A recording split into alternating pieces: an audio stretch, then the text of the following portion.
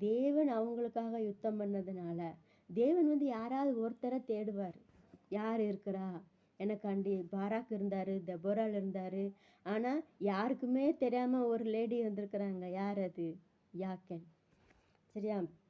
அவளோட தைரியம், அவ ஆண்டவருக்கு மேல வைத்திருந்த பக்தி வைராக்கியம், தேசத்து ஜனங்கள் எல்லாம் எவ்வளோ நெருக்கப்படுறாங்க.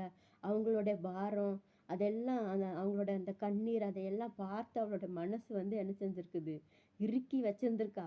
அவளுக்குன்னு ஒரு நேரம் சமயம் வந்தா, அம் ஏதாவது செய்யலான்னு சொல்லி கூட மனசுல வைராக்கியம் வச்சிருந்திருக்கிறா. அதனால தான் இந்த இந்த இந்த இந்த அவ சிசேரா வந்து அந்த சமயத்த தனக்கு சாதகமா பயன்படுத்தி, அவளோட சமயோகித புத்தியினால பயன்படுத்தி சிசேராவ என்ன செஞ்சிருக்கிறா?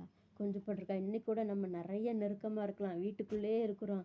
இவள பத்தி என்ன சொல்லப்பட்டிருக்குன்னா, கூடாரத்தில் வாசமா இருக்கிற